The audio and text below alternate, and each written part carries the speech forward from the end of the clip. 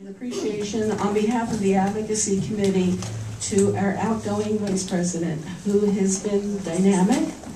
If it weren't for her, we wouldn't have Time Daly here today. And she's been such a help to me. By the way, I'm Ruth Williams, Director of Advocacy. But she's been such a help to me, to the committee, and her dedication and commitment to NCJW are unsurpassed. And I just want to take this moment to recognize her, and if you can all show her our appreciation. And I would like to introduce Lee Saltz, our outgoing Vice President of Advocacy.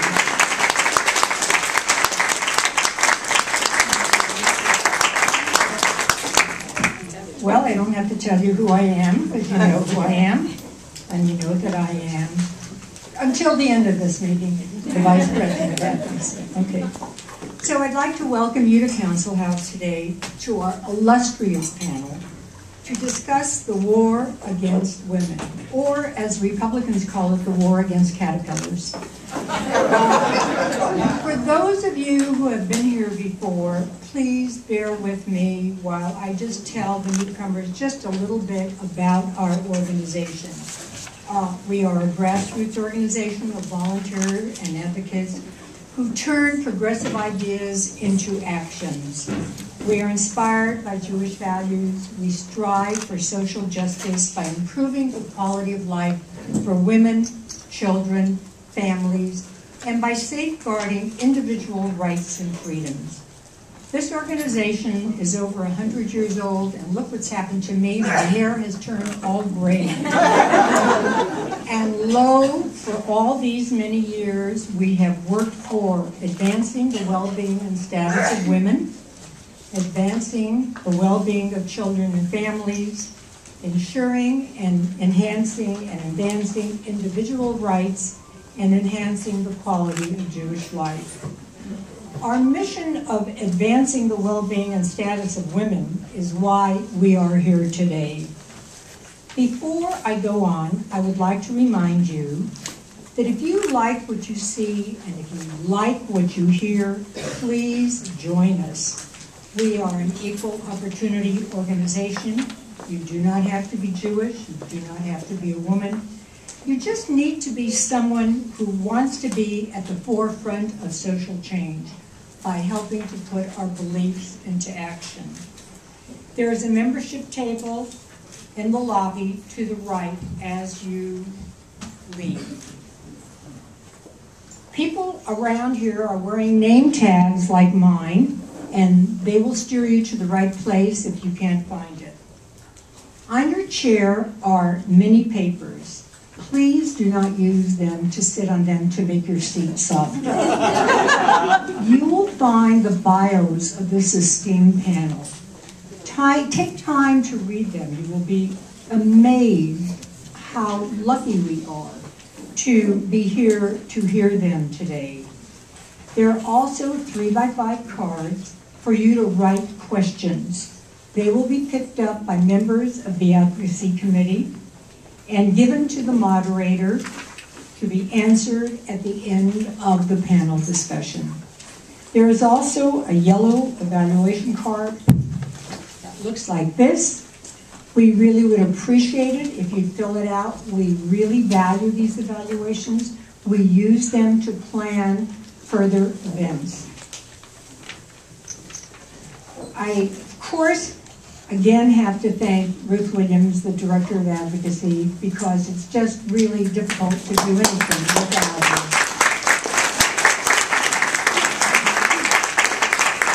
And I have to say that for the first time in a long time, we have an amazing advocacy committee with wonderful, committed women who will be planning future programs that we hope you will attend. Before I introduce our moderator, who will start the program, I would like to ask you to think about the questions that I'm going to ask you now as we proceed.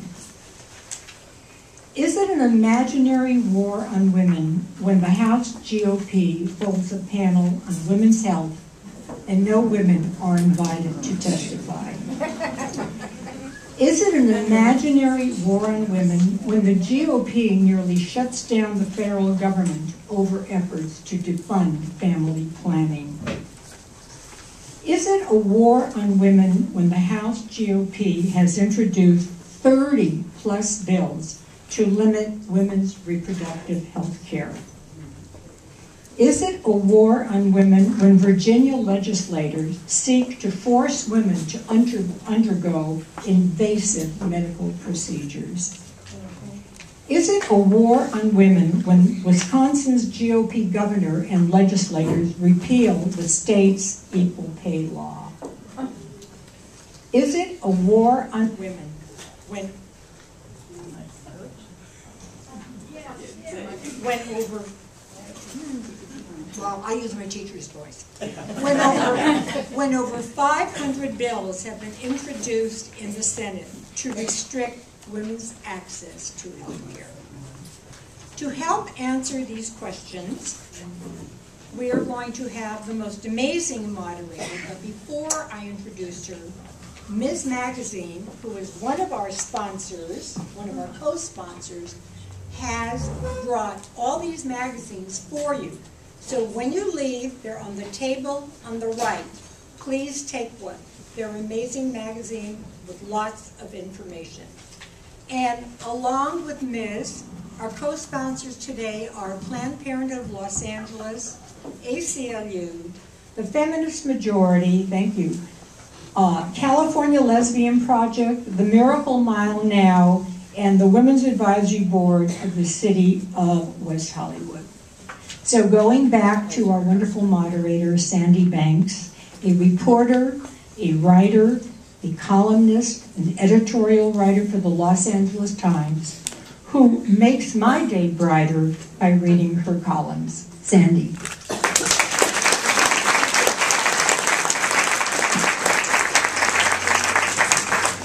I think she left out the most important part, and that is the mother of 3 daughters. And their future rests on what's happening right now. And that is why I'm thrilled to be here, to be a moderator on this panel. We have some great thinkers and some great activists and workers on this panel. And, you know, part of what we're talking about are rolling back gains that women have made and fought very hard to make. I mean, when I tell my daughters that when I grew up, abortion was illegal. And in my very family, you know, there are women who got back alley abortions and could never have children and would have made wonderful mothers. And it's hard for them to conceive when they can now go to the drugstore and get Plan B, that there was a time when you were just pretty much stuck. So I think it's really important, this discussion that we're having is really important, because unless we can get more energy around some of these issues, and particularly among the younger people and the younger women that you know, I think we're at risk of rolling back a lot of things we fought for. It seems like a kind of an alternate reality these days when we are resurrecting this old discussion about what's a working woman, and we're talking about not only abortion rights but birth control rights, and yet I haven't heard anybody say that Viagra should not be included in health plans. So it is clearly a case, and when you talk about no women being asked to talk about women's health issues, it's clearly a case of our voices being silenced now. So we're going to end that in a small way in this room today. And we're going to start with Maggie Crosby. You do have the bios, and so you can read more about them. But the way we're going to do this is each of them are going to give you a little spiel on who they are and what they stand for and what their expertise is in. And then we're going to have a kind of a discussion up here at the table. We kind of had one in the lunchroom already. This will be lively, so you have a good afternoon in store. And then after that, we're going to take questions from you all for the last half hour. So Maggie has been a lawyer for the American Civil Liberties Union in Northern California. Her expertise is in reproductive rights. She's been litigating on behalf of those issues, and she's going to talk to you about what she sees, how the war is affecting us in her area. Good afternoon, and thanks so much for coming. One of the most alarming fronts in the war on women that's just been opened up has been a war on contraception. Family planning was listed as one of the 10 most important public health achievements of the 20th century by the Centers for Disease Control, and an estimated 98% of women have used contraceptives sometime during their life. So what is the attack? Well, the attack is couched as an attack on religious freedom, and I am here to tell you that that is simply bogus. We heard it most stridently when the Federal Health and Human Services Department announced that contraception should be one of the preventative services that was available in new health plans with health reform. Hardly surprising, again, given the fact that it is incredibly important to be able to space births in terms of maternal and infant mortality. But the National Conference of Catholic Bishops denounced it, even though the administration had put in an exception for places of worship and religious organizations that were teaching the faith. And you'll appreciate what the bishop said is this is obviously inappropriate because it comes out of California. And it was written by the ACLU. We were really proud. This was true. The administration had, in fact, taken the exemption in California's own contraceptive equity mandate, which is a law that requires that health plans that cover Viagra and other health services cover birth control. And what the bishops didn't say is that that was upheld by every court to take a look at it, both in California and later in New York. And the reason is that while there is a core of religious organizations that are engaged in teaching the faith or worship, they employ all people of the same faith, that is entitled to a great deal of protection from state regulation, and by the way, can also not get state funds. On the other end, there are a number of religiously affiliated organizations that hire people of different faiths, serve people of different faiths, provide secular services, and get tax funds.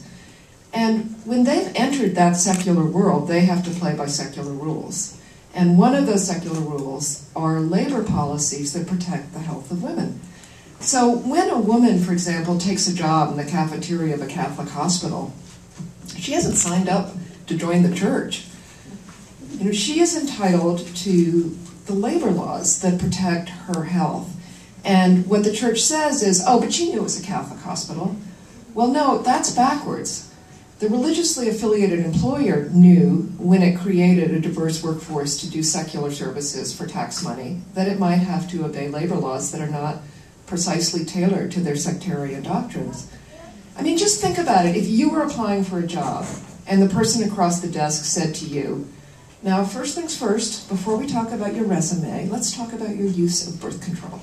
It's an outrage, right? And it's not any different if the employer symbolically wears a clerical collar. And when you hear from the bishops and from their allies in Congress that this is religious freedom, it's not. This is not constitutional law. This is politics. This is the politics of an election year. It's the politics of an attack on health reform. And unfortunately, it's the politics of the war on women. I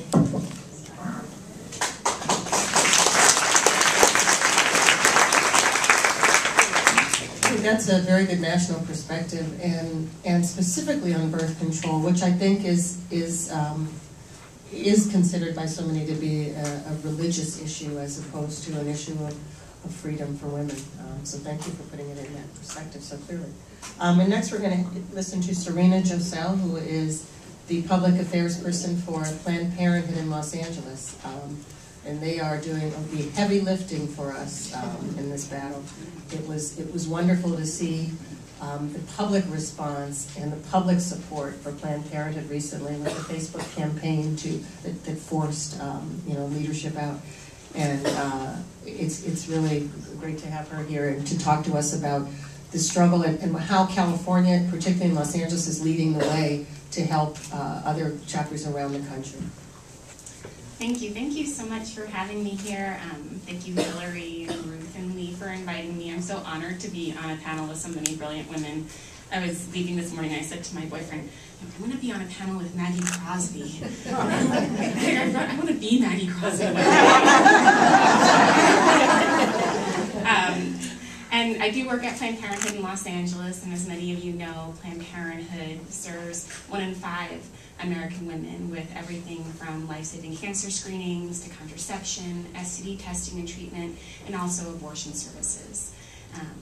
And as Cindy mentioned, we obviously do a lot of lobbying and organizing and political work here in Los Angeles, but one of the most exciting things that I get to do is lend support to my colleagues in other parts of the country that are not as fortunate and face much tougher battles.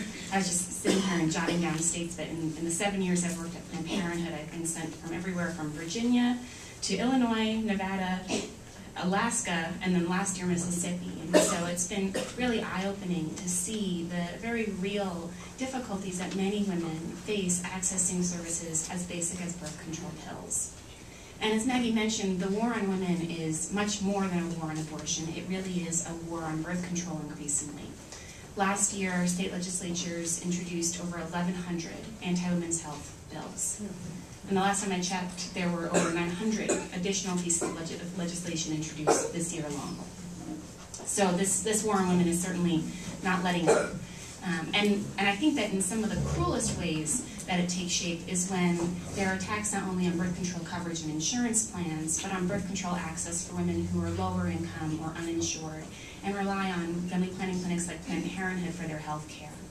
There are now 8 states that have taken action to defund Planned Parenthood health centers. And really what that means is closing the doors of the only place that many women can go to get their annual pap smear or to get the birth control that they may rely on for much more than preventing pregnancy. More recently, Governor Perry in Texas even threatened to completely dismantle the state's women's health program rather than allow Planned Parenthood to participate. And that's a program that over 130,000 Texas women, really the neediest Texas women, rely on for their health care. So I think it's really important that all of us are understanding that, especially as we engage more young women in this fight, talking about the real impact that these bills and these policies are having on women's access to basic health care is increasingly important because those real lives are what's important. To a certain extent, we get involved in this political conversation and there's a lot of political theater that goes on, but there are very real women and families that are being directly impacted. Thank you.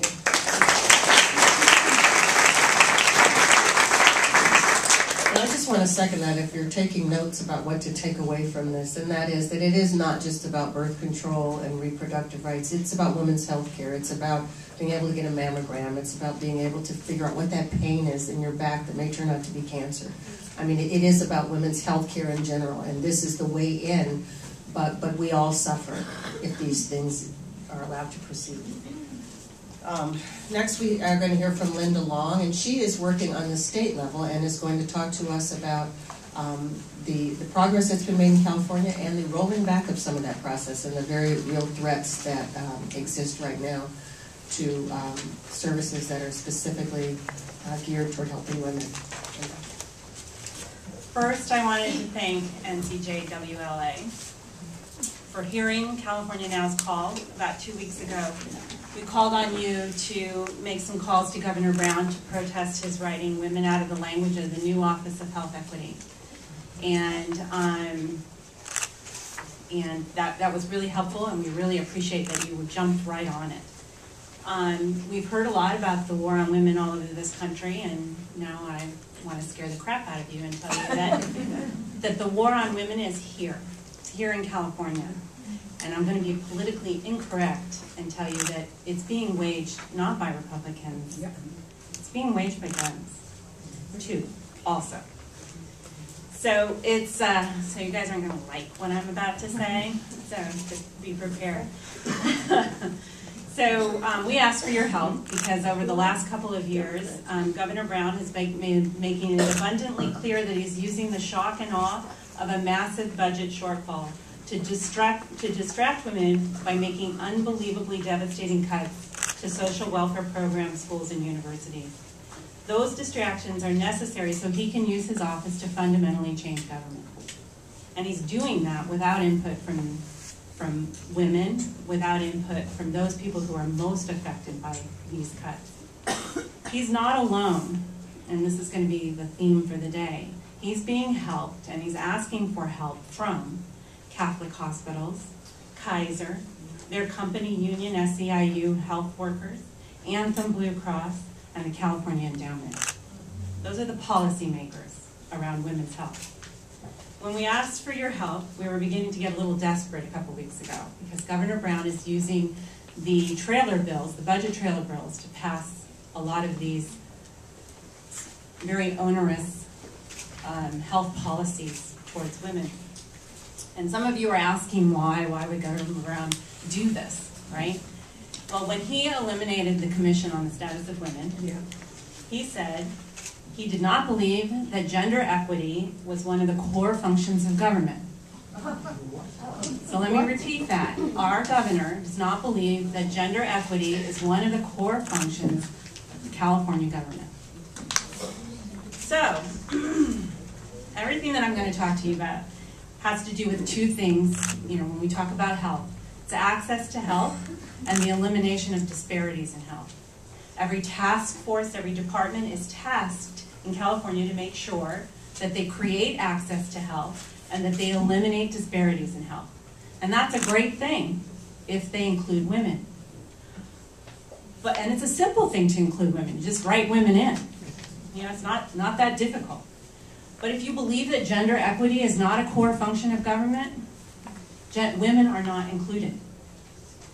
So when we called on you, California Now, along with a diverse coalition of health and equity or equality advocates, we were working on the language. And we had actually done a really great job of changing the language for the Office of Health Equity, and where the Office of Women's Health, which he has also eliminated, he's putting that into a new office called the Office of Health Equity. And there's also this task force that sits on top of that. It's called the Health and All Policies Task Force. All that language had eliminated women. So we put women back into that language. We were having a lot of success, and then apparently we were having too much success. Because last week, Governor Brown announced a new task force, and it's over health and human services completely, okay? And it's called the Let's Get California Healthy Task Force. Its first meeting is June 15th. We don't have much time to talk. We haven't been notified of any of the stakeholders, we've been notified of the stakeholders. Let me tell you who the stakeholders are. These are the people that are going to be setting this policy, which is over all of health and human services. They are Catholic Hospital and Kaiser, their company union, SEIU Health Workers, Anthem Blue Cross, and the California Endowment. So to reiterate, the stakeholders in charge of creating a 10-year strategic plan under which all of health and human services will be mandated are Catholic Hospital West, which is now known as Dignity Hospital, though I refuse to call them that, and Mercy Hospital, Kaiser, their company SEIU Health Workers, Anthem Blue Cross, and the California Endowment. So the Fox will be in charge of the hen house. Oh my God. These self-interested corporations will be in charge of the implementation of goals and objectives to close the gaps in access to health care in California. So after the women and men of color were successful in altering the Office of Health Equity trailer bill, the California Hospital Association, their unions, and the governor quickly acted to nullify that work. So, and I just want to say, we did, of course, go to the governor's office. Patty Belisama, our president, raised our concerns with Governor Brown. His office response was that legislation was a process. It was sort of condescending, and he's sort of that language, don't worry your pretty little head. Oh, God. We know what's best for you.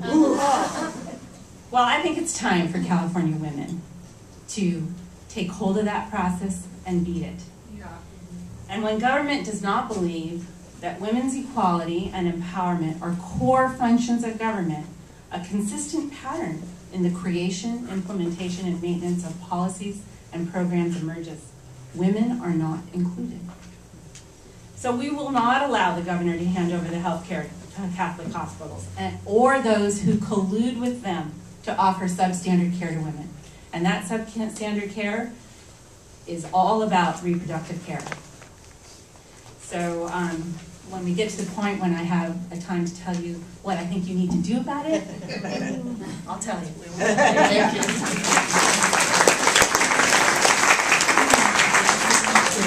We'll Well, we've heard from 3 people who are in the trenches and who are battling and know all the ins and outs of this and are fighting for our rights. And now we're going to hear from somebody, Tyne Daly, who is a symbol of what we're talking about here. And for me, I mean, she's an Emmy Award-winning actress who made her name in Cagney and Lacey, and when she was, to me, the antidote to Charlie's Angel.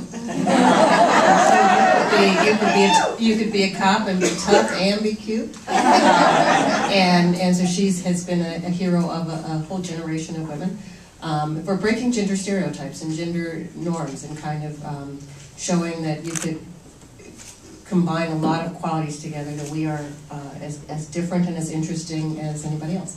And so she is going to talk about her perspective on this and how she kind of got drawn into this and why it's important. Good afternoon. Thank you for inviting me. I have to thank Lee, who's my neighbor, who impressed me into servitude here with people who take action. I always feel a little bit fraudulent when I'm at occasions such as this, because I'm a storyteller by trade, and because I mostly tell stories about women, and because I fell into this century and a little bit the end of the last century, I had the privilege of being able to tell women's stories and talk about women's issues.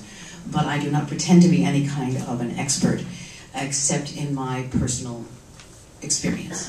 So as an actor, as a storyteller, that's one thing. But to be a symbol is a non-active thing in the end of all. I am also the mother of 3 daughters. I also have seen the work that we did when I was a young woman be taken for granted by a new generation of women. And I look around this room and I see a lot of long-distance runners. And I congratulate you. I think that's sensational. If you still have the energy and the will to advocate for yourselves, that's a wonderful thing. How we energize a younger generation of women who have a great deal that they take for granted remains a problem that I do not have a solution for. But I think that one of the big surprises for an old hippie like me, when we said, move aside, old fools, we're going to change the world and make it better. You have made some terrible mistakes, and we're now going to take over and fix everything. When you realize that laws can be made, and the surprise was that laws can be unmade. That laws can be remade, and remade in a way that is incredibly punishing. I don't believe that the war against women is any news. There's been a war against women, a consistent war against women, for hundreds and hundreds and hundreds and hundreds of years. So I'm going to bow to the women on this panel mostly because they are in the trenches and they do this work, and they're trying to talk about, when Lee made her introduction, she talked about turning ideals into action. And I have as much to learn about how to take action as you all do here. I'm privileged and excited to be here, and I want to listen to the ideas, but make no mistake. The cornerstone of patriarchy is controlling women's lives and their bodies, and there's no news there. The impulse to control us and what we do with our bodies is entrenched and incredibly powerful. The only thing that is more powerful than that is us.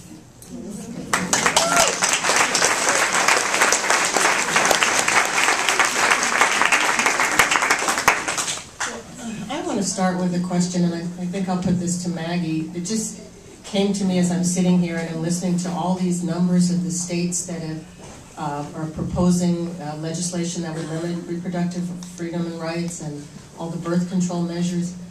What has happened to embolden politicians to do this now? I mean, it seems like we are, on one level, we're kind of schizophrenic. We're in this kind of progressive era, and we have, you know, healthcare and all this. And what allows them to believe that there's support out there, and where is that coming from?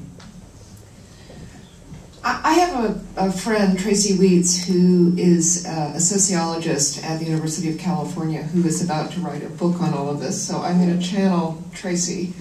And she feels that it captures a real social anxiety among many people in this country that they look back with nostalgia to the 1950s when everybody knew their place, right? And white men ran everything, and women knew their place, and gays were in the closet, and people of color were invisible and in servitude. And of course, for many of us, I mean, that was a time of lynchings, you know, I mean, this was not like a moral time. But that social anxiety, that, and you hear it with sort of the Tea Party, give me my country back, is something that one of the threads that can be plucked, and even among women, is the patriarchy, is that anxiety about women's sexuality, women's role, and this anxiety that a lot of people have, especially, again, white men, who look at Mad Men, for example, to give a cultural reference, with nostalgia,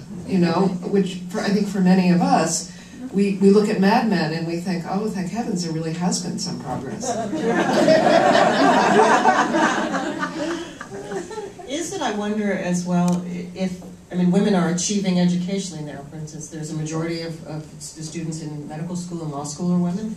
More women are graduating from college than men. Is there some kind of a fear that we're going to, you know, we're 1/4 of married women out-earn their husbands now?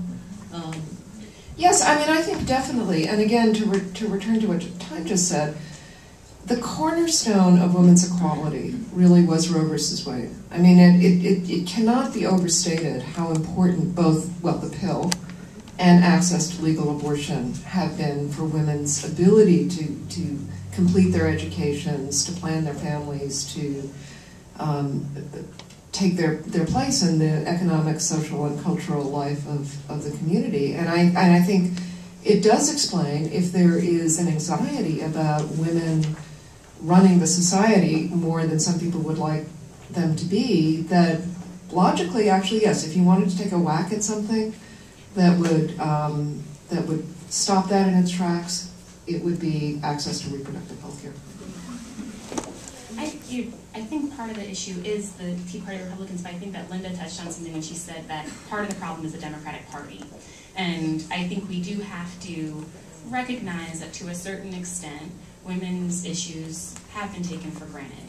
And I think for, you know, there are many people in party politics who just assume that, you know, women, people who care about women's health will, you know, by default, vote Democrat. And, you know, we may not see that as much here in California, but I thought we do here in California. But I especially saw it when I was in Mississippi last fall. There was a personhood initiative on the ballot that would have banned not only abortion, but also birth control pills and most likely in vitro fertilization.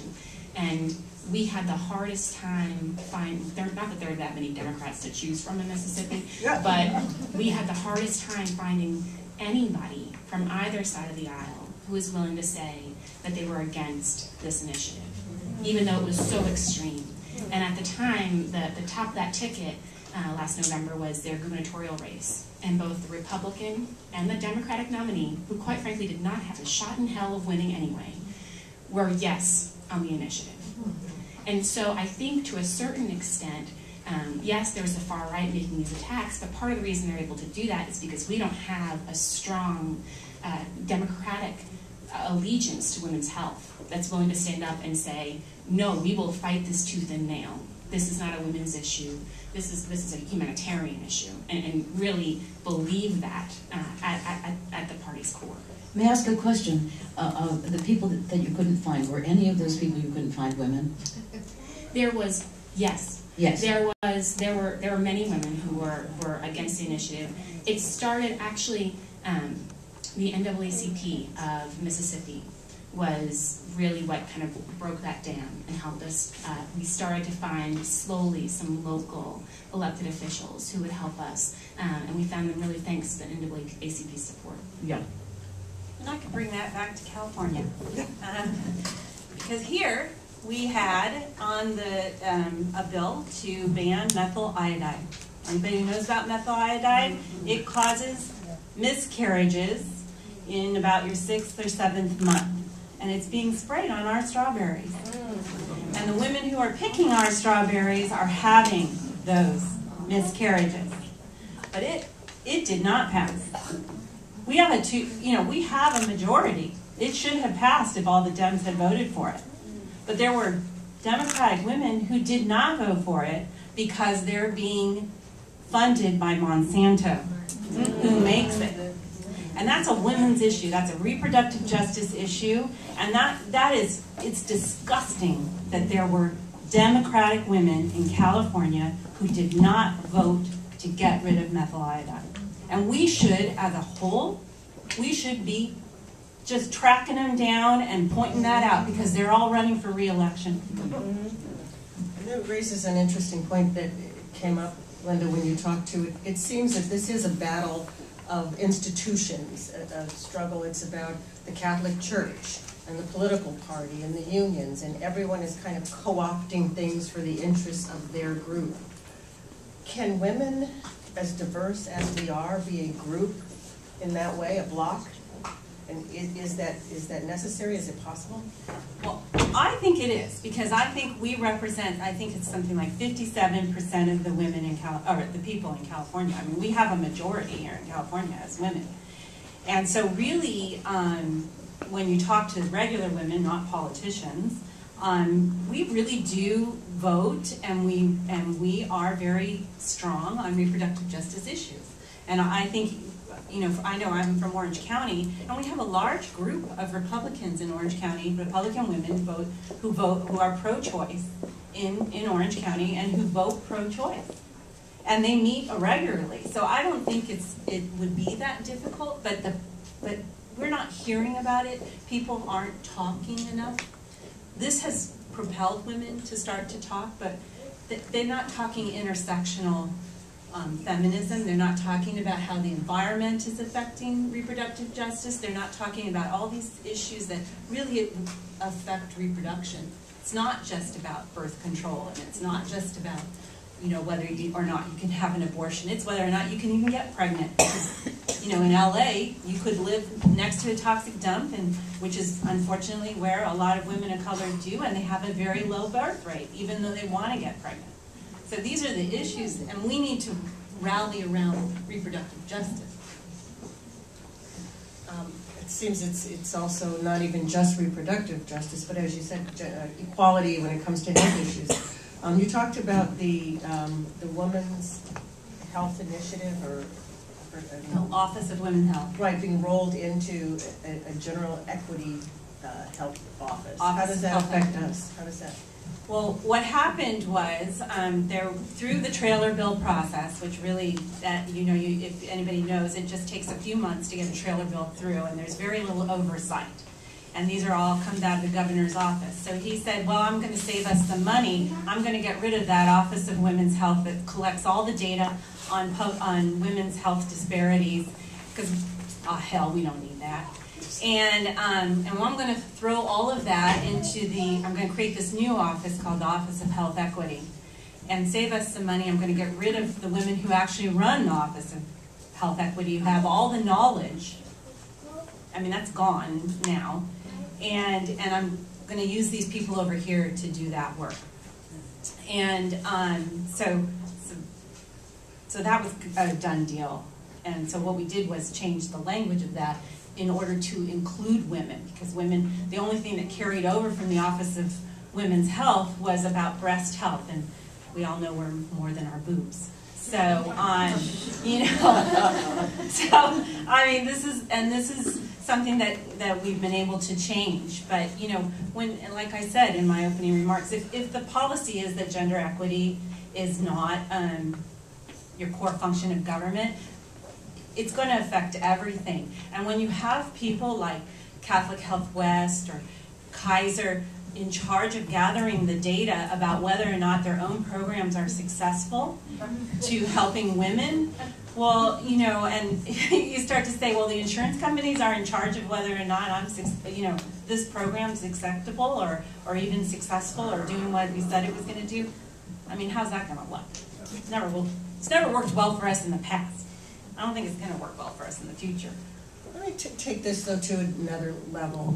There's a lot of talk now that we are post-racial, We have a black president, and there is some talk that we are post-gender when we have women running so many things and rising so high educationally. Is it in our best interest to look at so many of these things as women's issues as opposed to health issues, human issues? I was struck even during the Mitt Romney, one of his debates, when he keeps talking about he wants to get on the women's issues. Well, some of the women's issues are issues of families, or they're issues of workers, or they're, they're human issues. So let me just ask, is it time for us in some ways to take the gender out of some of this and attack these as human issues? And I will, Todd, can I go back to you? Well, I always had trouble when we were doing Kathy and Lacey because they said it's a woman's show, it's a show for women, and I thought, well, that eliminates about 49% of my audience. I didn't want it to be a feminist show. I didn't want it to be a woman's show. I wanted everybody to be listening to these stories about women in order for us to understand each other. So I, at that time, rejected the category. I think that when you have a Lifetime, the Women's Channel, that is to keep us on the margins. I think a lot of times the use of categories is to maintain a kind of power structure. So that if it's a show about black people or a show about Hispanic people or a show about women, that ensures that there's a tacit understanding that that means not the real important stuff, not the center stuff, not the real stuff. I understand sort of the need to have categories, but on base, inside of myself, I reject them. I wish that we could deal with human issues that include all of the human beings that there are on the face of the earth. I don't know if that's practical in terms of where we are now. But I always, there's a bell that goes off in the back of my head when something says, well, this is about women, because to me that translates into this is on the margins. I've been involved in a lot of women's organizations, and I do believe that if India, for instance, can write a constitution that says that half of the representatives in their government have to be women, because half of the people in their country is women, then why can't we do that?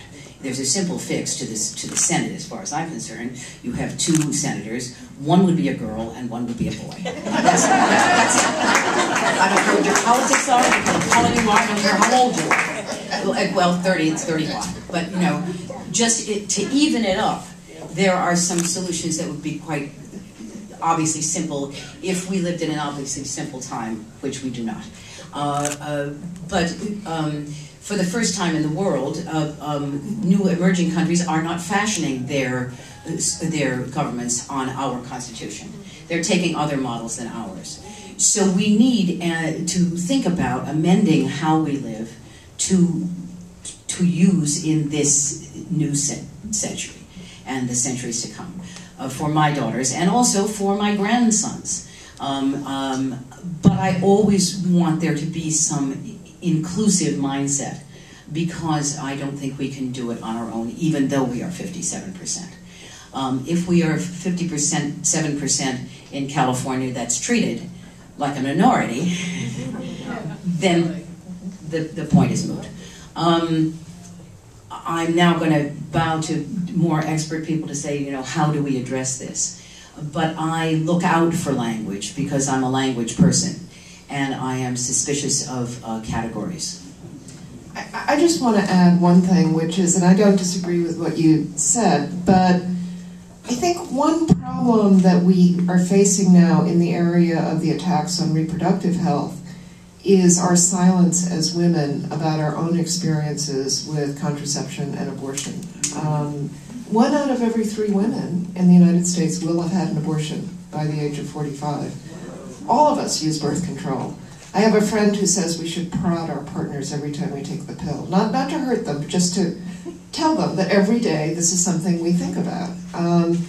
And I think that invisibility, it's one of the reasons why we're losing so much in contrast to the LGBT movement, where, you know, the public opinion in favor of marriage equality is nothing short of stunning in terms of the amount of time it's taken. I mean, who thought a president of the United States would come out in favor of marriage equality? You know, and that's because people know that they know gay couples, lesbian couples, that their kids, their friends, they know that. And that's an important way of dispelling bigotry. And I just feel that, again, not to say that a gender lens isn't a problem for us because it allows us to be marginalized, but on the specific issues of reproductive health care, we really have to raise our voices. I have a friend who did a blog post for Mother's Day talking about her abortion as a mother and the reasons why she made the decision to end a much-wanted pregnancy, and it had everything to do with the obligation she had to her existing child. And it was a, you know, it was a nice and brave thing to do, and more of us have to do that. I think that Maggie is right, and I think that part of it is not only that these are women's health issues, but that they're ultimately about sex. And in this country, we still have a bit of this puritanical sense. Yeah. And, you know, it's kind of, it is kind of shocking in some ways because, you know, you turn on the television or, you know, on the internet, certainly, like, sex is everywhere, but meaningful conversations about sex are nowhere. Yeah. And, you know, I mean, I'm the product of a teen pregnancy, and I grew up with my mother saying to me, you know, beginning when I was 13 until I went to college, whatever you do, don't get pregnant. But she never told me anything about how not to get pregnant. And you know, that was something that we do face and has real political repercussions. And when we were in Mississippi last year, one of the real challenges we had in defeating that initiative was that people didn't understand the consequences of the bill because they didn't really understand pregnancy. You know, they didn't really understand that medically a pregnancy requires a sperm fertilizing an egg and that egg implanting into a uterus. I mean, this might seem very basic to some of us, but you'd be amazed. You know, a lot of people, they just don't have these conversations. It's not proper.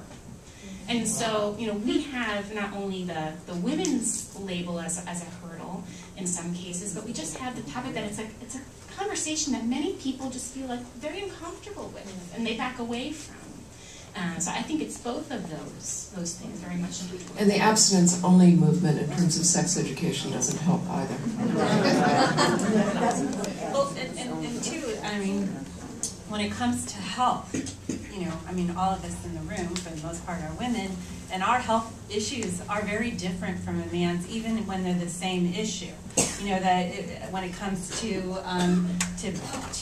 heart disease, you know, I mean, we have it's different for us than for a man. So if it's not something that they're looking at the health disparity for women and men, if they're just going to look at men and women as a whole, you know, we're gone from that.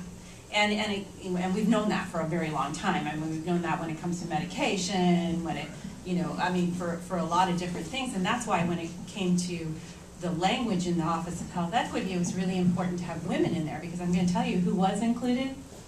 Well, it was the L in the LGBT, and I know as one of the L's, I'm happy that I was covered, but I'm pretty sure the rest of you don't have all the same problems that I do. So, and how you separate out the L from a woman, I don't know, you know. But you know, somehow somebody there thought you could. So you know, so I mean, it is something. It's in the language of in government. I think it's really important that we're present as women.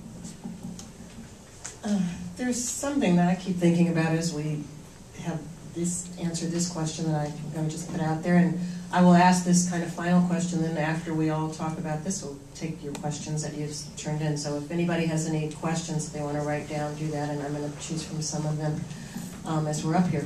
But a lot of the questions that we're getting so far talk about what we can do, how can we mobilize people, and it just, I keep thinking of the civil rights struggles in my parents' generation, and how long and how futile so much of the protesting and marching was until that base broadened, and we got a lot of people, in particular a lot of people from the Jewish community, who came down there and rode those buses and said, we're not going to tolerate this. It doesn't affect us, but we're not going to tolerate it because it's not right.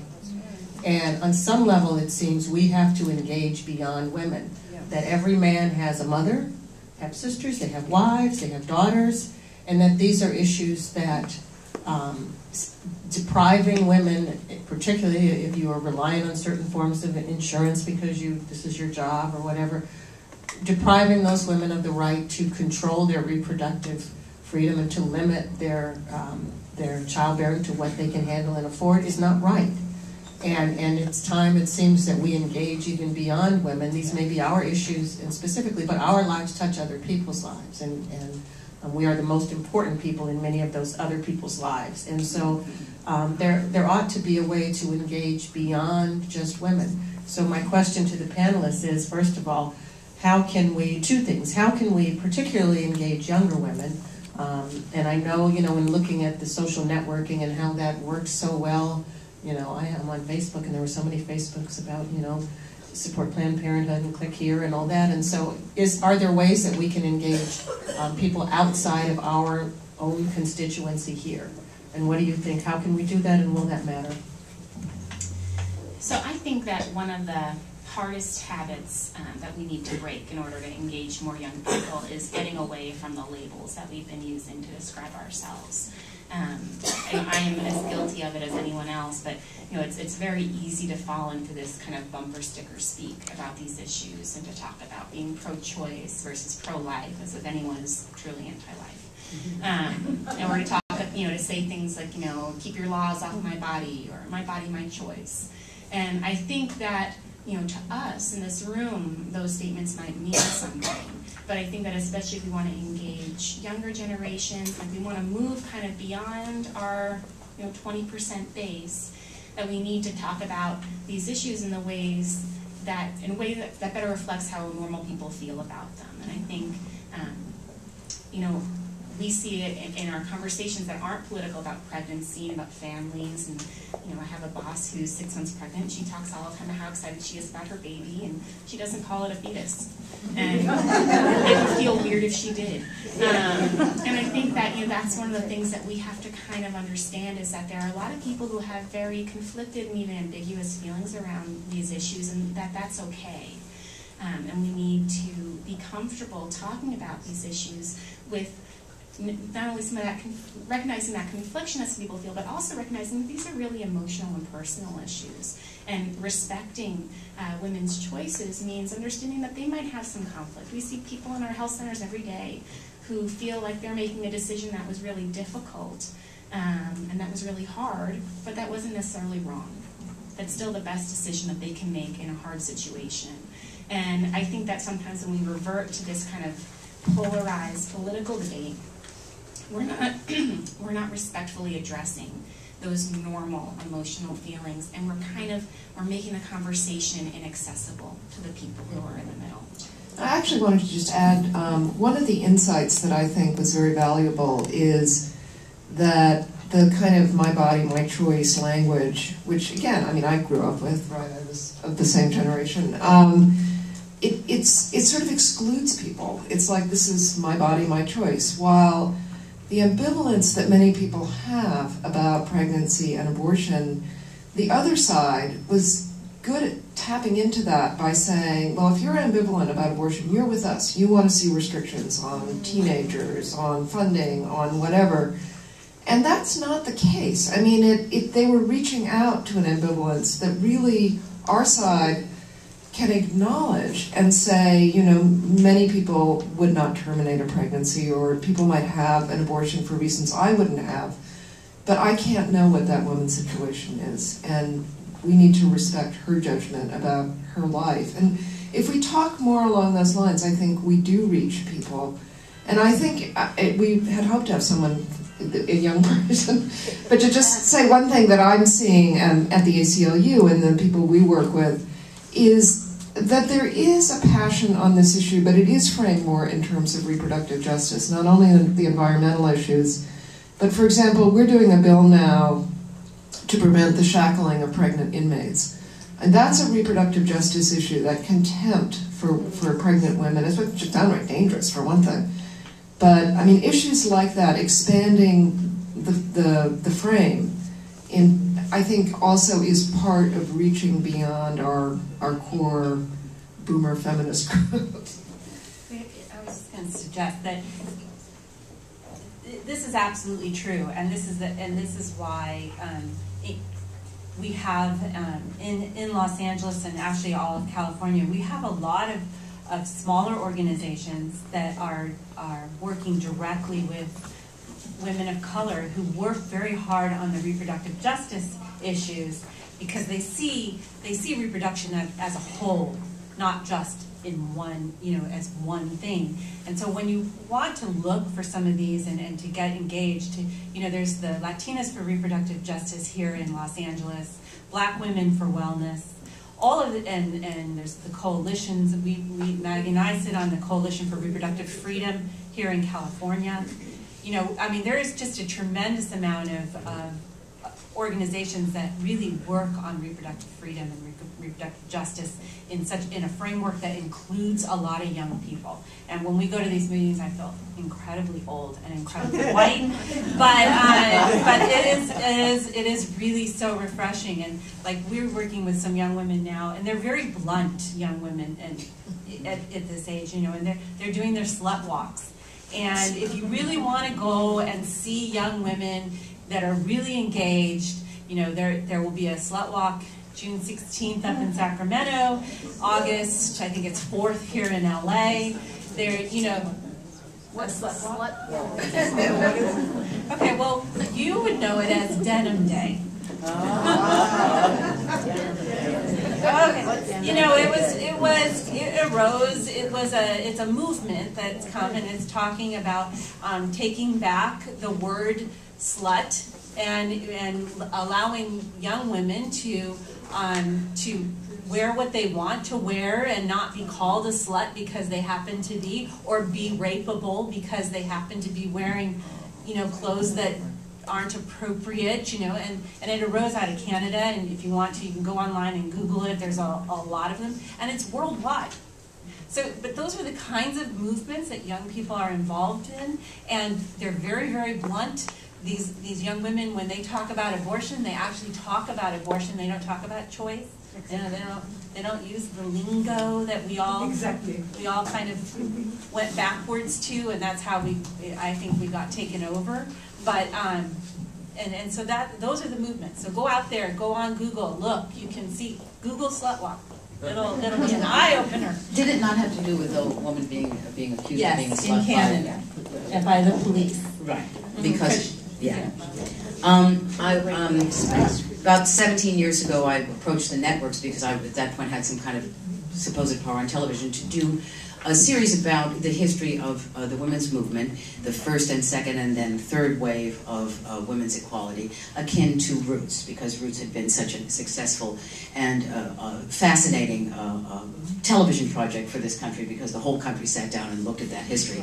And I tried to frame it in a lot of different ways, and finally said, what this project is really about is not talking about forced feeding of English women a century ago. That'd be part of it. But let's get to what's been happening in the last 150 and 25 years. And we would couch it and we would gear it towards 12-year-old boys. Because I have to say to you that I think in terms of how do we empower and change the conversation, and how do we get more in our ranks of change, of making real change, that we have to include the men. Exactly. If the men are flailing around like dinosaurs because they know they're threatened, because they're filled with fear, because they are so worried about loss of ultimate power and money, then we have to get to our sons and our grandsons and our great-grandsons and tell them our story, and invite their empathy to their mothers and their sisters and their grannies. So I would say, as you bring all of your ideas, as you get charged up again, as you continue to be long-distance runners, that the inclusion of the men and the boys is of enormous importance. I didn't sell the damn thing, by the way. No one was interested. But we've all, oh dear.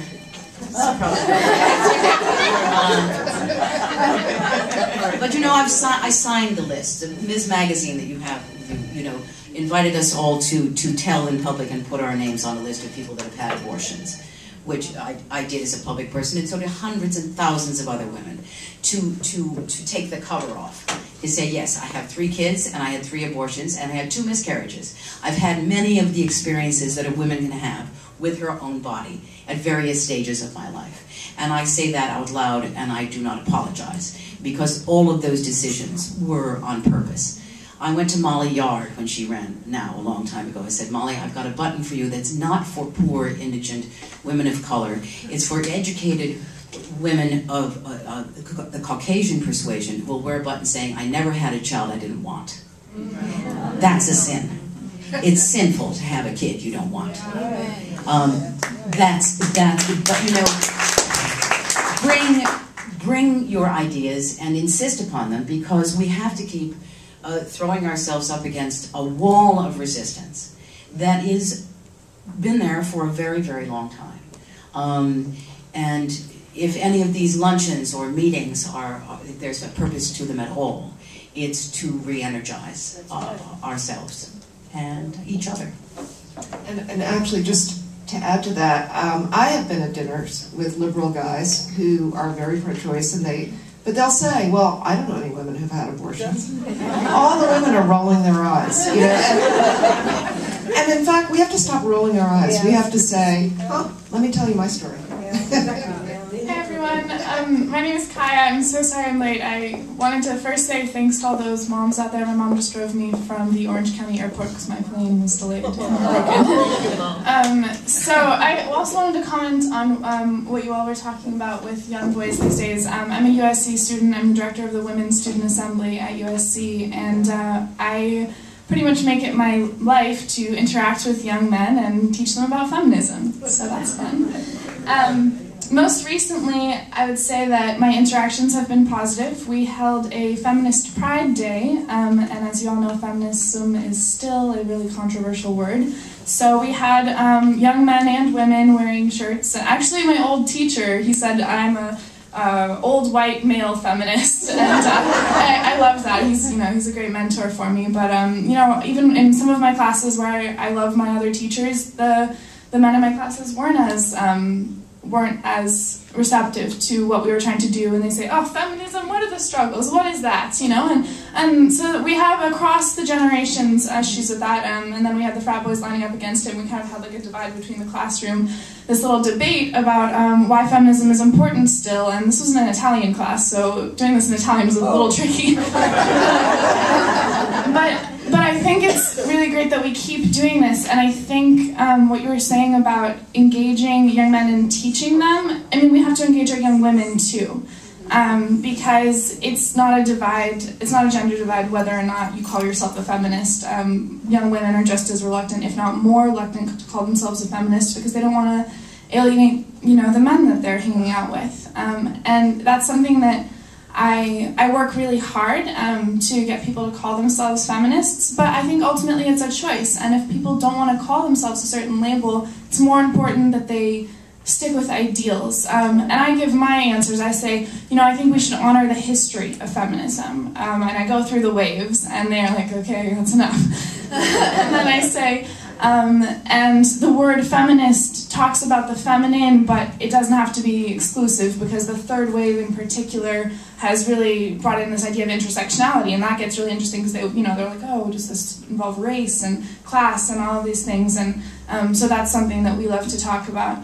But ultimately, when I get to have those conversations, I feel really lucky. But what we can do just to get the flash message across, that's a bit harder, and we really do have to work on messaging, and sometimes I choose not to use the word feminist, so I hope that doesn't, doesn't hurt anyone's feelings too badly. It definitely has been a struggle, but I guess, I don't know, catch me up, I've been missing the more on women discussion, we're just talking about.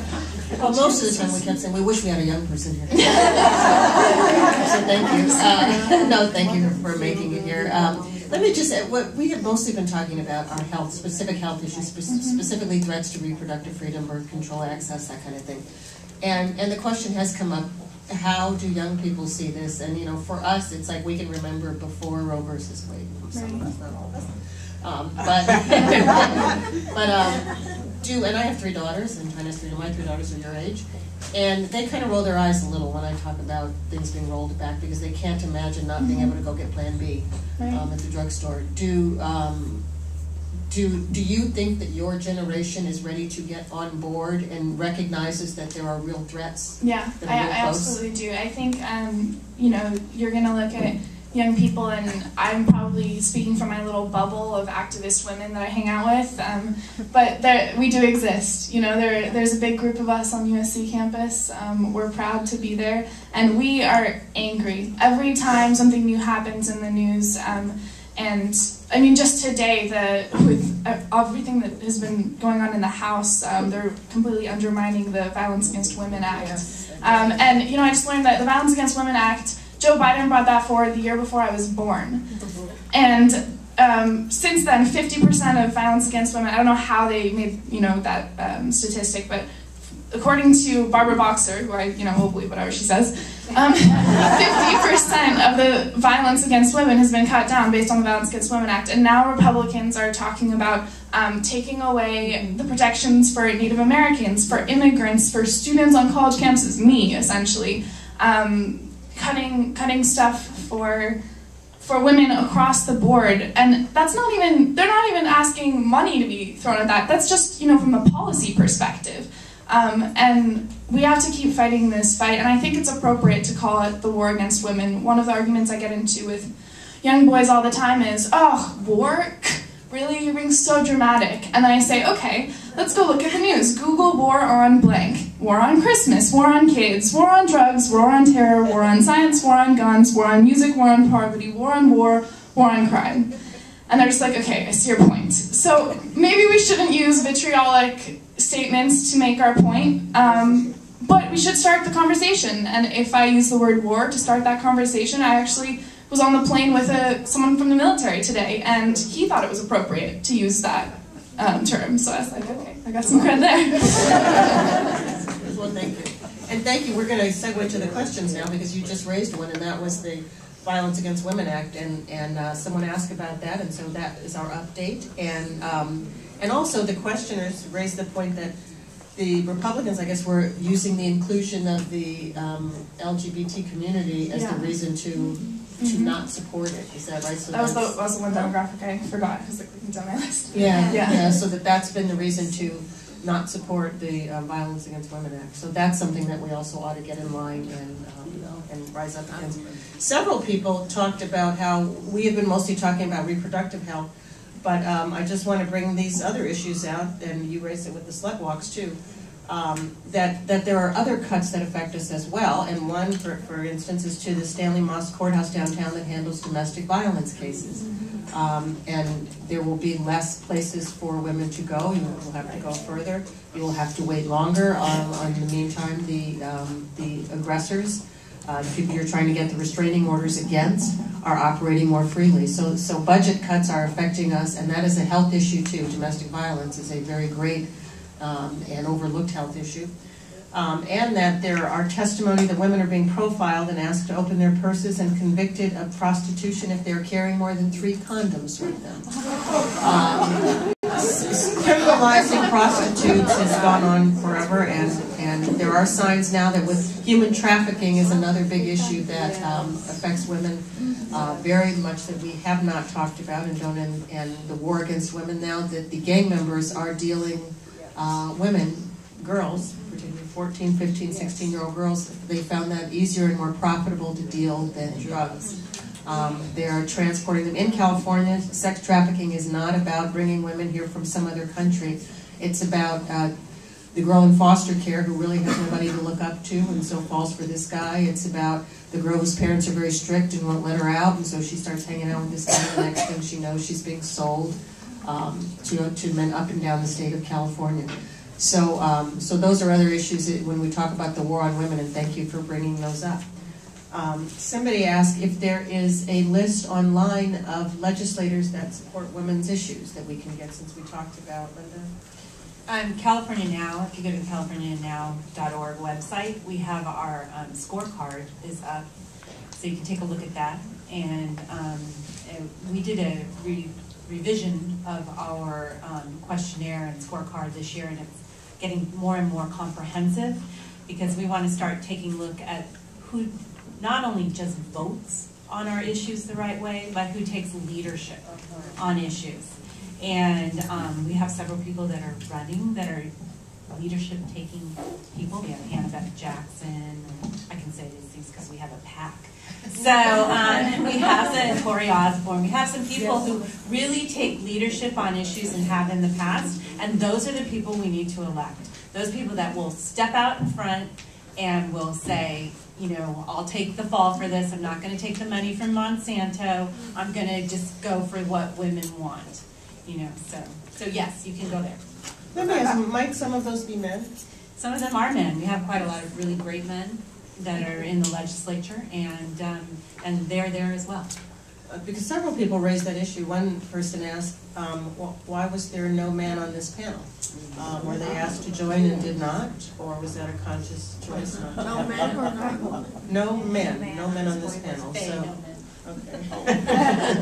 But it is the Jewish women. But that the war on women is mainly a political, cultural war. Roe versus Wade was passed by an all-male Supreme Court. We have to remember that. So the enemy is not men. That the enemy is these Neanderthal attitudes and the fears and anxiety, I think, as Maggie raised. I just wanted to speak to the men comment, no men on this panel. I think that it's really important that we include men in discussions. And WSA, the Women's Student Assembly at USC, has traditionally not had men come to meetings, and we're going to make huge efforts to invite men to our meetings. That said, this panel is rare. And I speak a lot at political events at USC, and I've been on TV a few times with a lot of men that I work with in politics. And I was on TV last week, and it was just, you know, the stupid little Trojans TV thing that like 3 people watch, but it was a great experience. But I was the only woman, and we were talking about the war on women, and I had to shout to be heard. And I don't know any of my friends who would shout, because it was ridiculous, frankly. I was just interrupting people, and they were interrupting me, and I was the only woman on the panel. And the moderator at one point tried to, you know, let me speak, but I'm pretty good at speaking for myself, so I kind of just like jumped in there anyways. But it's rare that even this happens at all, and I think it's important that we celebrate the fact that we can do this, and so maybe not inviting men once in a while is a conscious choice that we should make. And we love having men here, of course, in the audience, and but just having a panel of all women when there's so many panels of all men or majority men, it's just something that we need to keep working towards. And you guys all have to encourage your daughters to come speak in public, because my mom did, and I'm really grateful to her. You raised a really interesting point in that when you said you had to shout over, I mean, they were yelling over you and all that. Why is that? Is that just the dynamic of... Yeah, I mean, they have a lot of fun when they do these things, and they like arguing with each other, and it really isn't my style. I think they're young men, and they really enjoy debating each other. And they don't really care if their point gets across, they just kind of like making the point louder. And I need my point to be across, so I continued arguing with them after the panel was over, and you know, all these things came up like, oh, do women really have setbacks, and all that kind of thing, and I was just like, done, no. But you need to, I think, shift away from that kind of dialogue. And I think having more women on panels would shift away from that style of speaking where we're just shouting past each other, because it's not really the style that my friends and I, you know, use to talk to each other. And actually a lot of men I know wouldn't enjoy that style. It's just maybe the louder ones that like to be on TV, so I don't know. That's a really good point.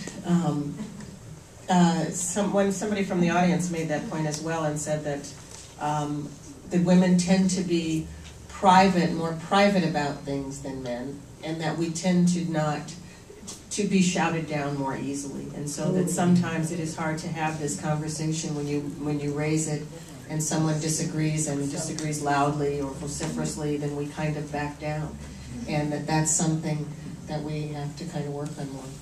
Well, debate in this country changed after the presidential debates stopped being run by the women's organization, which is called Help Me League of Women Voters. The League of Women Voters made sure that the rules of debate were followed.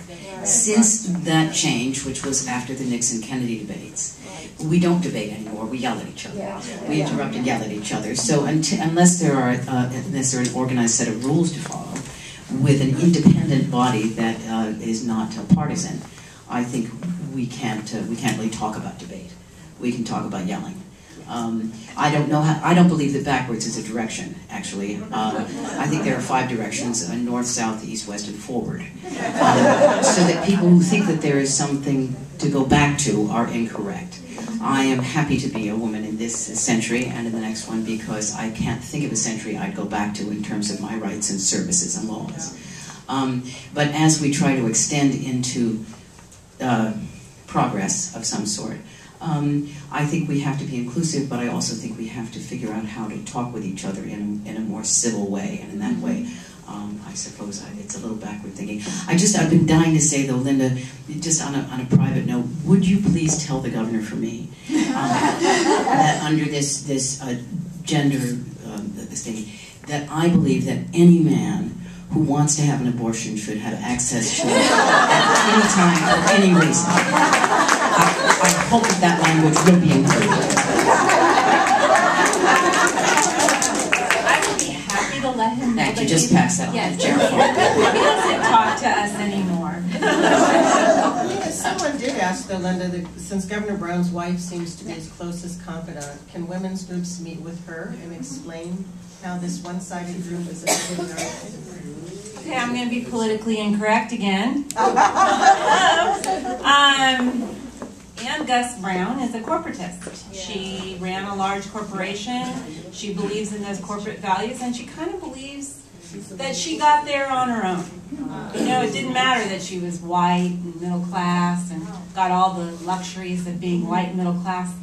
So she doesn't really, and she's the special non-paid advisor to Governor Brown and listed on the org chart. So I think she's unelected.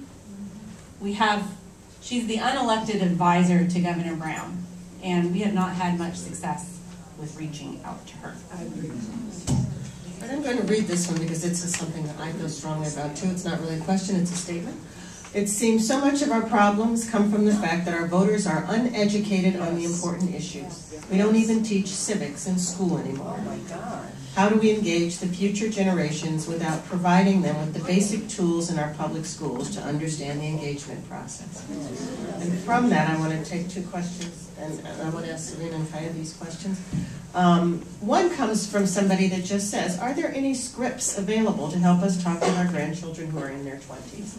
And the second one, and I will ask both of these, how can women activists be credible when we are inundated with media attention embracing the Kardashian women? Our young women look to their lifestyle as something to achieve in life, which I have to say my daughters like watching it, but they don't want to be the Kardashians. So I hope that the high ratings don't mean what we think. But. I'm not going to lie, I love Chloe and Lamar. So. But I mean, I think that, we were speaking before about the conflicted feelings that people often have around pregnancy and childbearing and family. And I think that, it's normal to have conflicted feelings like that around who we see ourselves as. I mean, I am someone who loves pop culture. I read Us Weekly voraciously. But, I also have, this lifelong dream of, being a full-time women's health activist. And I think it's okay to recognize that, we are many things, and we can, we can love heels and we can be great feminists. That this is not a big thing. And I would encourage people not to get hung up on kind of those, more surface level issues. And getting to a script question, just have real conversations. I think that that's really the most powerful thing you can do. And Maggie mentioned this before, but just having honest conversations about what it was like before Roe versus Wade. I think that, those personal stories would be tragic to lose. And I think having conversations that leave it open for young women to talk to you about how difficult it can be to to get contraception, or how difficult it can be to access abortion, not because it's illegal, but because you might have to drive really far. There might be a lot of shame around it. People still feel very alone, and I think that's one of the saddest things is that as much as we can make progress with respect to policy and law, there's still this cloak of shame that women wear around accessing abortion care, and they shouldn't. And I think that really the only way we can fix that is not in politics, it's in our families and our friendships, and having just real open conversations that say, it might be awkward to talk about this with your mom, but I had a really similar experience, and here's what it was like for me. Just opening those lines of dialogue, I think, makes a big difference, because we don't have this looming threat of having rights yanked away in such an overt way that's clear to many people. But personal stories people can always connect to. That, now I feel like I'm in church all of a sudden here, because you just have made me think of something, and I don't think I've shared this before, that when I was 19, and this was Roe v. Wade had passed, this was 74, I guess, and my mother was ill, she was dying of cancer, and we knew it, and I came home to help take care of her, and one day she was teaching me how to cook something in the kitchen, and out of the blue, she said that she'd had an abortion when she was young. And I was too stunned to ask many questions. And this would have been, she was in the South, grew up on a farm in Alabama. This would have been way before anything was legal. And it occurred to me later, after long as she died that year, a few months later, that what she was doing was just as you said, was arming me for the future to know, I won't be around here to discuss this if you ever need to talk about it, but I just want you to know this. And that's something that was a real gift that she gave me that I could not have recognized at that point. But I realized that is what she was doing, was, as she said, having that conversation, and I'm really grateful to her, just as you were grateful to your mother for driving you up here today. Let me put that question to you. How do we talk to 20-somethings about? I think the first thing is not being afraid of the discomfort, because my mom told me that she'd had an abortion when I was around 16, and it was the most uncomfortable car ride I've ever had. And partly as a result of that, I'm here and I'm working for women's issues, and I never really connected the dots until recently. But she is every day growing more comfortable with her own discomfort around her sexuality. And that is something, it's a crazy moment when you look at your parents and you realize that they're not gods. And it's a really important one, because I see where kind of socialization stopped with her and affected her. And I see the sexism in me and the sexism in my mom. And I'm like one step ahead of her in some ways, because I wasn't told when I was 8 years old that I had to wear a skirt. Or I wasn't told that, everything that my grandma had done meant nothing compared to my grandpa's success. And so, and I see this with my friends' moms too. My roommates and I all compare our experiences, and sometimes we get into these heated debates about what's appropriate dress. And my roommate, who loves wearing heels, and the Kardashians, and she's the biggest feminist I know.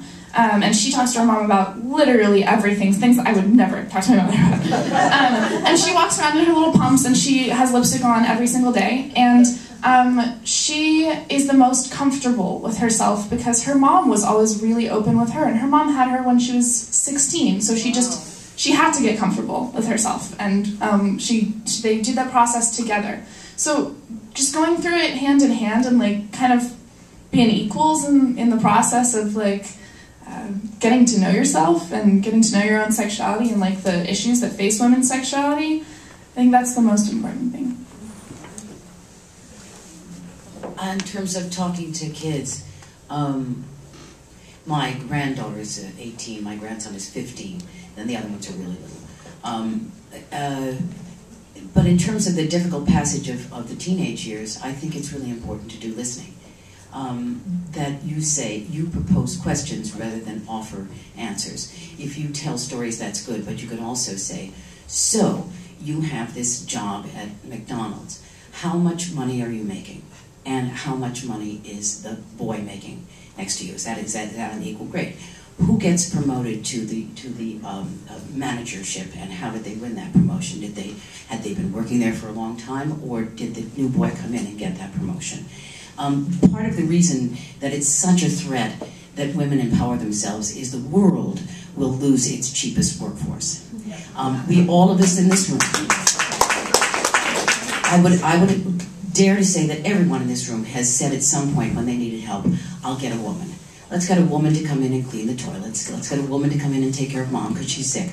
We'll get a woman to do this. The woman will come. We'll find a woman who'll come and take over these jobs that nobody else wants to do.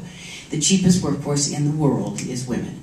If we actually get equity, monetary equity, this is also what happened to the black movement in equal rights. It was all about social until it was about the money. And then when it turned to be about the money, people started getting murdered. So the threat of women becoming equal has to do with a world cheap workforce. And when we can't make the women work, we'll make the children work in your sweat factories. This is an historic cycle that's gone round again from the last golden age of greed. But I would try to engage your young folks and try to find interesting questions to ask them so they'll have to go out and find out what the world is actually like to bring the answers back to you.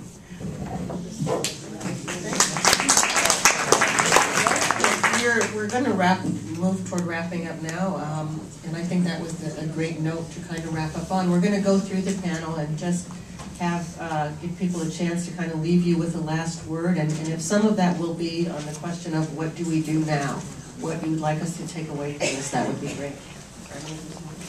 So I'd like to leave us on kind of an optimistic note, and that is, in spite of the fact that we are very much in the midst of a war against women, here in California we are fortunate to live in probably the most pro-choice state in the country, and we are actively trying not to defend against attacks, but really to keep on advancing and moving forward with women's health. And one of the ways that we're working to do that this year is with a piece of legislation that Planned Parenthood is sponsoring in the California legislature, AB 2348.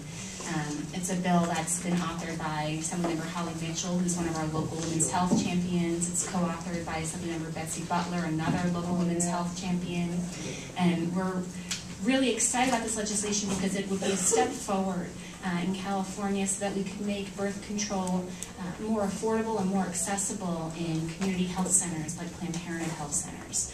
So I would encourage all of you to call your assembly member. We're expecting a vote on this bill most likely before the end of the month, most likely next week. And so if you would all call your local assembly members and let them know that you support women's access to birth control through AB 2348, that would be tremendous. Because when California leads the nation, if we can keep pushing forward and raising the bar, we really can continue to not just stop the bad things, but advance. Thank you. That's AB 2348. Say that again. AB 2348, Access to Birth Control Bill. Well, I have two pretty specific things to ask from you as a body. One, when we put out the call, we got a lot of phone calls, but we needed bodies in the room to sit in front of those legislators when they're having their hearings. So as a group, it would be fabulous if you were able to put together a group of women who, when we made the call, could drive, fly up to Sacramento and help us by sitting in the room, or even give some of those smaller organizations within LA, like the Latinas for Reproductive Justice, giving them a grant so they can fly women up. It's like imperative that you sit in front of that room, because I'm telling you, when you stand in front of that room and you talk to those guys, they do vote the right way, because they're afraid of us. So that would be my hope is that we can get more bodies up to Sacramento when we need them. And now I'm having a perimenopausal moment. I had two ideas there. Damn it. Vote, vote, vote is one of the other things, you know, and you can, yeah, come back to me. And a lot, well, you know, think about backtrack what the things you thought of before that. Yeah. That's what we did. Yeah. We older people beyond.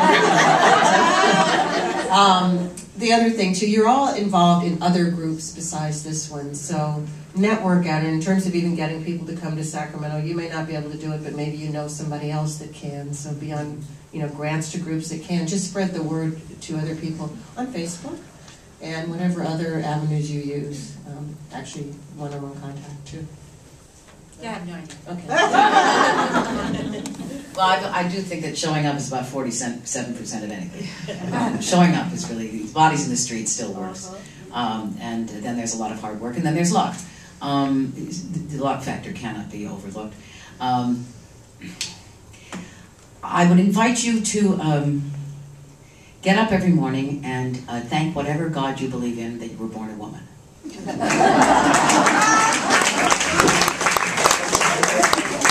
Well, I'm gonna end on a hopeful note too. One of the nice things about doing this work for many decades is you can remember the really, really dark days. And one of the stories that I remember when I hear about Sacramento, and I go to Sacramento a lot, was lobbying to remove the exemption, the spousal exemption in the rape laws. It used to be in California law that rape was defined as coerced intercourse with a woman, not the perpetrator's wife.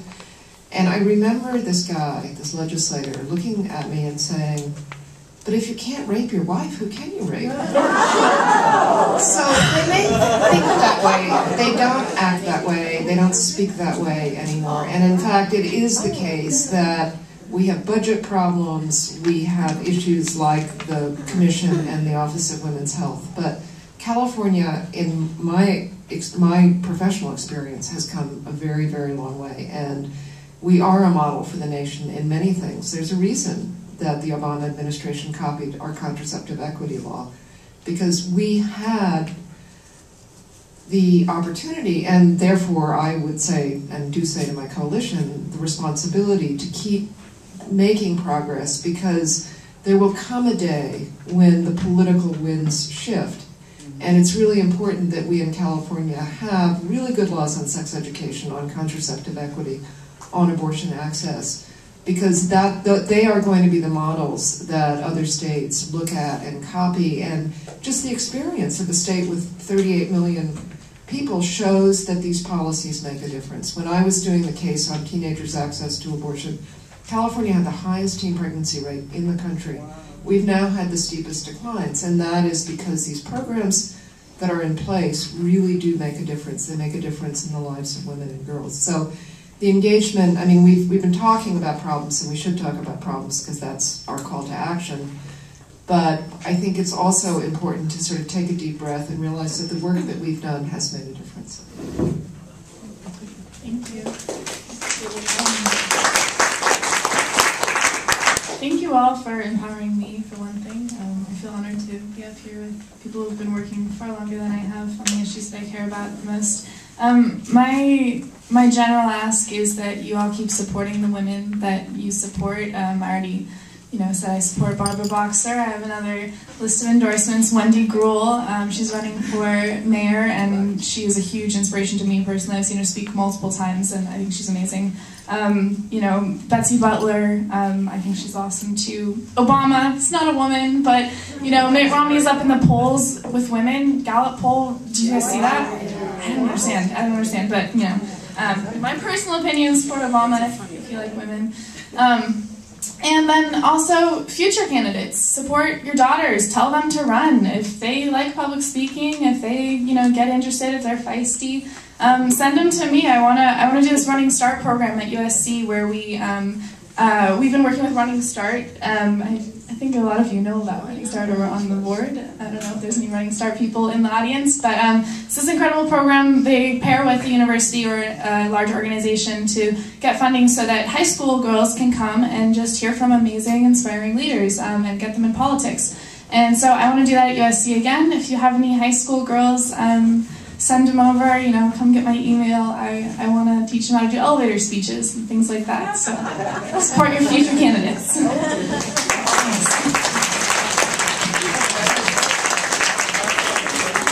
Just remember, so we're back. We have one other thing. California Now, we rented a house up in Sacramento. So we're right up there in the swing of things. The thing is, we don't have a whole lot of money for interns. But we want to have interns, like a couple per every 3 months. It's a little expensive, so if anybody wants to sponsor an intern for a couple $1,000s, I would be really, really happy. And they are living at the house and they're getting 24 hours of feminism straight. So by the time they leave, they either hate us or they absolutely are committed for the rest of their life, and maybe committed in not such a good place. But I just, that is like the other push I'd love to have. California Now, works solely on your donations. So if anybody feels like sponsoring some gals this summer, that would be fantastic. I have 2 great ones already. Okay, well.